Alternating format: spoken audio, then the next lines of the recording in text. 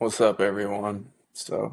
I want to talk about soul and how that pertains to emptiness, how that pertains to the deepest teachings in Buddhism, and how we can interweave the teachings of depth psychology, specifically that of Carl Jung and James Hillman, among others, to add dimensionality, depth, intense meaning, and beauty to life, so that we don't end up in a nihilistic, meaningless void from exploring emptiness. So, first, starting with emptiness. This is like the crux of everything that I post about. Everything that really I am is rooted around this understanding of emptiness, which is that all phenomena are empty of inherent existence. No experience can arise independently of the mind that views it. And the mind shapes, flavors, interprets in all sorts of different ways what it is experiencing. So there is no one way that things are, that I am, that experience is. We are interpreting it. We are constructing it. Thus, it's empty of any inherent existence. So this applies to senses of self, which I just made a video about. This applies to senses of other people. This applies to senses of what the world is. This also applies to our past. Our past is empty of any inherent existence. The way that the past is, the way we experience it in the present moment, depends on how I choose to look at it. So, there's a lot in this, but this can be easily applied to trauma narratives. Narratives that are deeply painful about the past, things that happened to us, our interpretations of those events can really hinder us here in the present. So when we understand that the past is empty, it's, in a sense, smoke and mirrors in the mind. We can start to question the validity of certain narratives that we've been living for a long time. Again, victim narratives are a great example. Am I a victim? Am I sure life just shafted me? Or is this a gift? Is this a blessing? Can I choose to see this trauma differently? Am I really just a victim? Or have I been chosen to carry a certain pain, a certain weight, to learn how to transmute that? Again, that's just another narrative we can choose to adopt. All are empty. It's your choice to choose what feels right for you. So, notions of the past, empty. Notions of the future, also empty. Is it going to be the apocalypse? What happens when we die? Is it utter annihilation? Is there heaven? Are we reincarnated? Empty, empty, empty. Who knows? Maybe somebody knows, but emptiness, again, the core teaching of Buddhism, which is a tradition that is focused on understanding the mind, experience, and perception for thousands of years. They say empty. Some traditions also say reincarnation. The Tibetan tradition is interesting with the understanding of death. I won't go into that now. For the sake of this talk, we're going to focus on emptiness. As far as we don't know, these are all mental ideas. And in my opinion, the deeper you go with emptiness, is the more you see the truth in it. The more you see the absolute reality in absolute groundlessness. It's the deepest paradox that can exist. The only real thing here is that nothing is really real. The only ground we'll ever be able to stand on is the groundless nature of experience. This is emptiness. And this is where we have to leave the logical, rational mind behind to step into something more true. And although this is a deeply different way of understanding experience than what we've been conditioned to believe, something in you, if you watch my videos, might already be resonating with this. Maybe not, maybe you don't even know why. But again, there's a knowing in the deeper parts, deeper, in maybe the body, in the unconscious that already knows this. So, emptiness, that word can carry a connotation of nihilism, meaning meaningless, ultimate meaninglessness. That is absolutely not what emptiness means, not what shunyata, the Sanskrit word for emptiness. It's not what it means. It means that there is no fixed way that things are, way to interpret experience, way to say what is going on right now. No one really knows. as much as people would like to convince you otherwise. And in that void of objective truth, there is infinite possibility. And that's not a hyperbole, that is like logic. If there is nothing fixed here, that opens up infinite possibilities for conceptually crafting different narratives, different stories about what I am, who I am, what's going on right now, who is talking to me, who's talking to you through this computer right now. Is it Ben? Is it spirit? It's all empty. We get to choose what narrative the deepest parts of our being want to inhabit, want to live through, by and within. We get to choose. And there is no limit. And I said this in my last video, but even worldviews are empty. The worldview we hold now is basically flavored with this lens of reductionism, where we're reducing reality to this narrow mold. Materialism, where we say matter is real, everything else isn't. The imagination, that's not real. Just matter, which is easily debunkable, honestly, because we can say that my imagination creates my real lived experience, as I'm explaining right now, actually. And scientism is another worldview, another dominant narrative that, again, seeps into our being and becomes the world that we experience. Scientism being not just science, but taking science to be the objective truth about the nature of reality. That's not what science is. Science is exploring what is observable and replicatable, what we can measure. But there are many things we cannot measure, let's just say that, at least with the tools that we have now. So it's, a very limiting and not really real view to hold that science is proving the inherent nature of reality. So again, we have reductionism, materialism, scientism. These are three dominant views that we live by and live within. These are the worldviews that we operate from. And again, it seems so like inherent in our experience that it's hard to see sometimes. It's the metaphorical waters that we swim in, and it's hard to zoom out enough to really get perspective and see the waters that we swim in. But these views are not solid, and they're not set in stone, and they're fluid and malleable and changing all the time. So if we just go back to the past, let's say 5,000 years ago, you go to the Amazonian rainforest, you go to Africa 5,000 years ago, what were the conceptual frameworks these people were living within, these human beings? What were they living within? I guarantee it wasn't scientism. Probably something much more enchanting, mystical, animistic perhaps. Who knows? But I'll tell you for sure it was not the current modern worldview. And we have this naive human belief that is, oh, we figured it out right here in modernity. We know better than everyone else. Why? Show me why. Because we build skyscrapers and the atomic bomb? Is that proof? Anyways, we can also look to the future. And, science, even just holding on to science, we see that science is always changing, growing, and evolving. Newtonian physics, then Einstein, things change. So it's easy to say that we can expect that things will continue to change. So when there's a new breakthrough in science or spirituality and the merging of the two, then our worldview will change. And then knowing that the worldview will change in the future, give it 50 years, 100 years, what's AI going to do? Change things quite a bit. Recognizing that our worldview now is actually going to change, and the way we see reality is going to snap. And in the future, we'll be like, oh, now we figured it out. Did we? Because after that, it's going to keep changing. It's empty right here and now. It's empty, although it seems solid and real. It is not.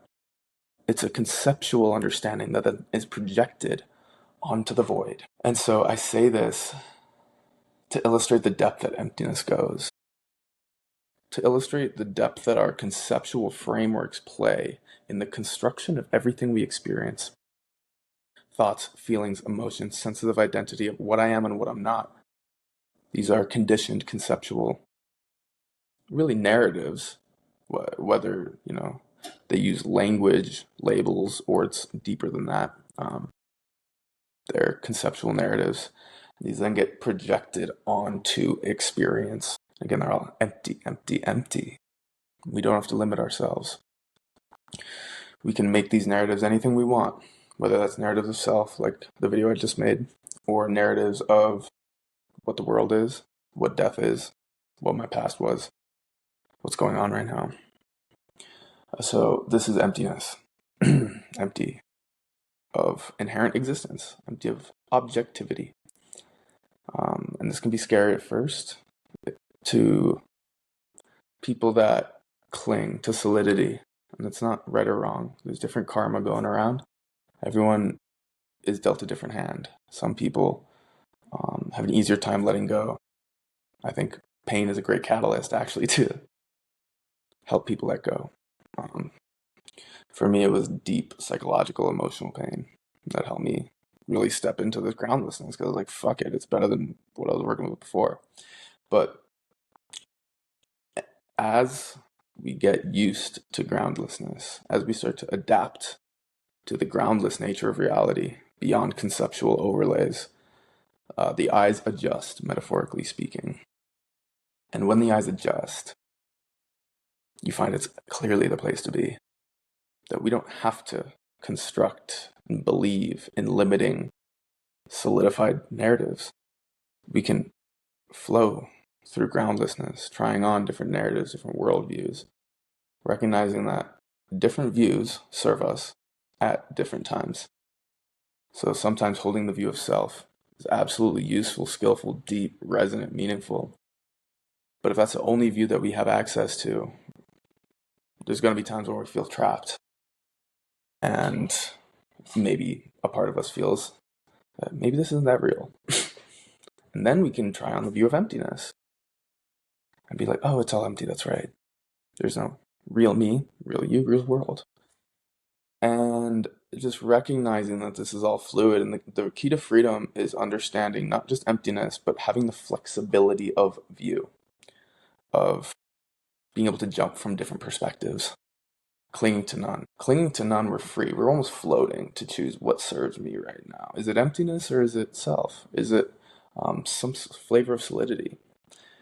But with a view of emptiness, we have the freedom to construct different masks as far as identity, different canvases as far as the world, different painted experiences, constructed experiences of the world, while seeing them all as empty, actually.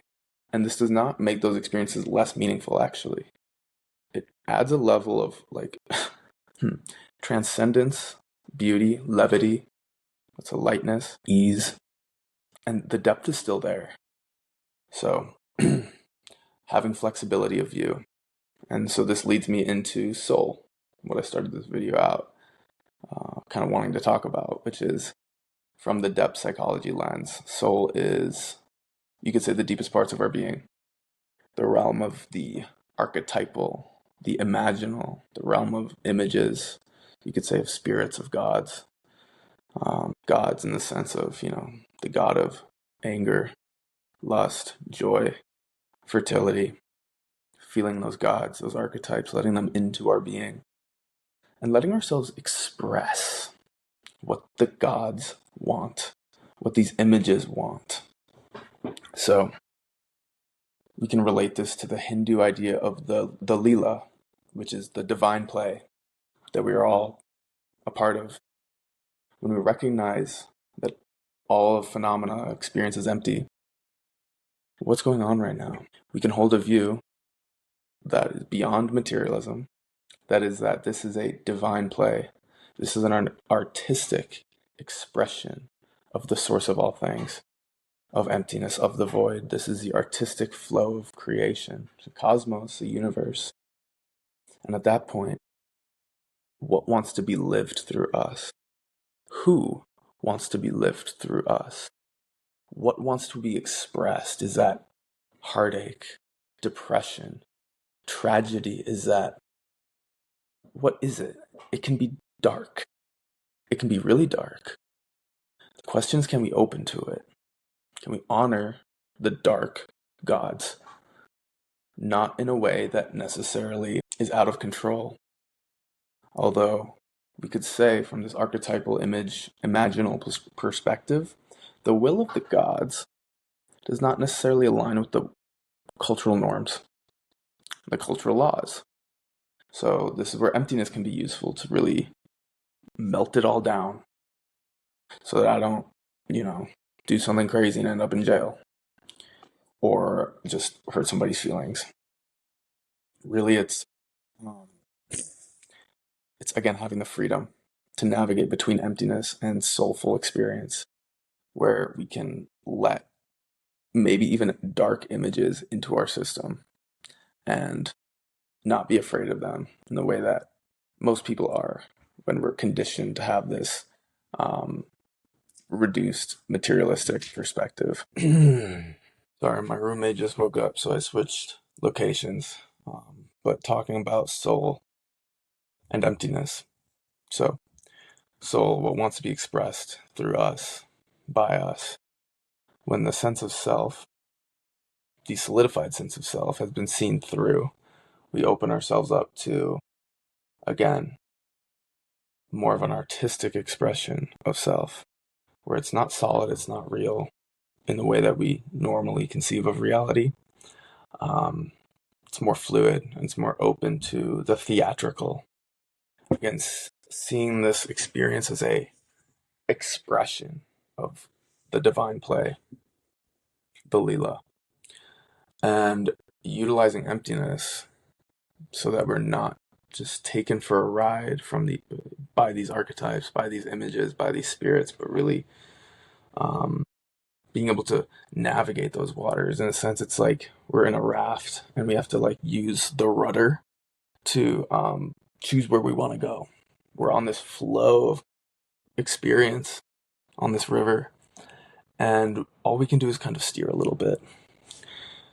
And with emptiness, we can really understand and choose what archetypes, images, gods we really want to allow in. We want to nourish, we want to feed, recognizing that it is, in a sense, a garden of the psyche, of the soul, where we are watering certain seeds all the time. Am I watering the god of lust, of regret, of shame? We can, there's nothing ultimately wrong with that. But do we want to do that? So, the reason that we engage in soul craft, as this teacher Robert Bea says, and this is all primarily based off Robert Bea, who, if you haven't heard of this guy, absolutely, I mean, his teachings changed my life forever on emptiness and soul craft, soul making. And it's clearly the move. But yeah, incorporating, or so why engage in soul craft? Because we have the opportunity to see through suffering from the depth psychological lens. Suffering is not something to avoid. It's something to become deeply intimate with, to be able to express, to be able to explore. It's something to sink our teeth into. It's just it's a certain flavor of experience. It's not necessarily bad, especially if we do not resist it and push it away. So we can open to suffering. We can also open to deep states of depth, meaningfulness. From that poetic lens, we can be spoken to from divinity, from spirits, if we want. Again, it's all empty. But the meaningfulness, I think, is huge for me personally. Because when I look at my life, I can say that some of the most important moments have been when that sense of deep meaningfulness has been present, when I feel deeply connected to myself, to creation, to others, to my narrative, to the people I love. And those experiences of deep meaningfulness are constructed we have a role to play in their arising or lack thereof. So we can start to work with the conceptual and the realm of the archetypal and the imaginal to induce experiences of more meaningfulness, beauty, depth, through constructing certain narratives about what the world is. Again, am I reducing the world to materialism, for instance? And what impact does that have on the soul, on the stories we get to inhabit? And we are inhabiting stories, all of us, but we've forgotten that they're stories, most of us. Question is, what story do we want to live?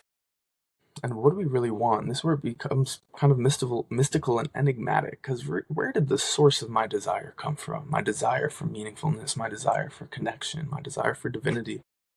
Where did that come from? Was that me? Who is me? It's all empty. So this opens up a level of dimensionality.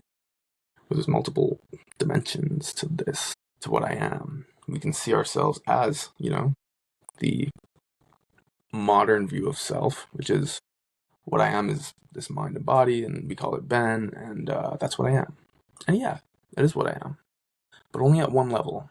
There's multiple dimensions that we can access through these explorations.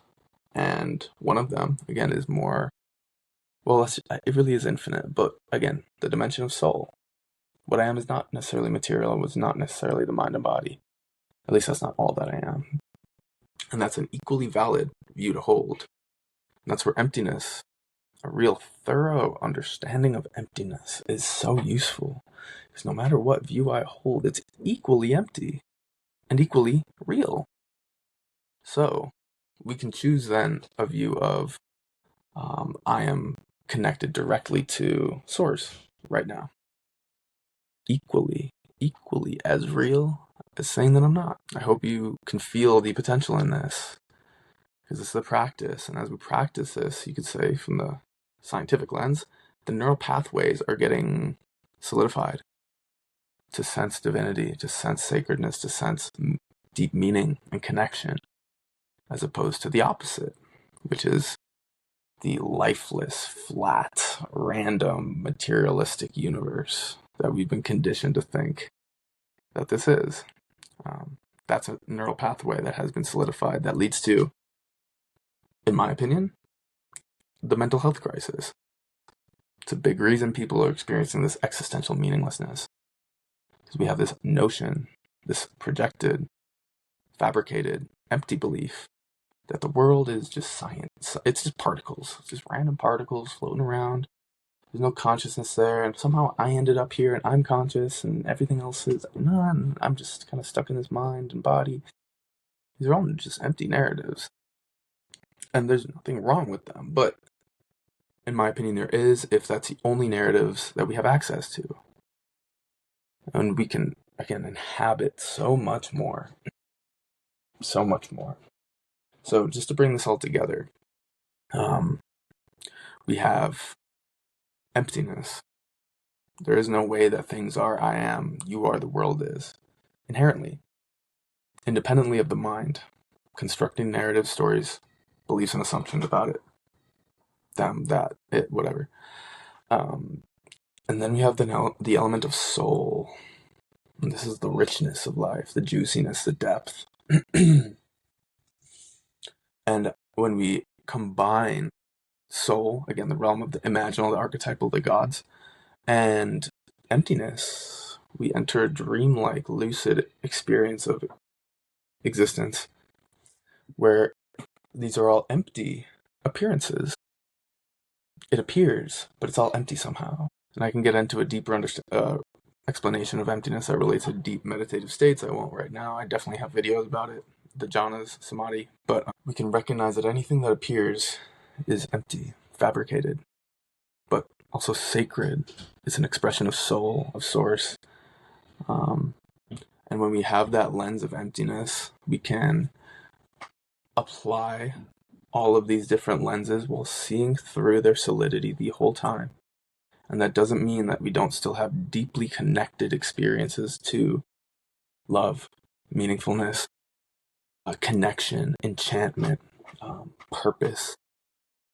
We can have all of that. In fact, we can have more than we ever might have thought by weaving the depths of soul with an understanding of emptiness. So, yeah. Thanks for watching.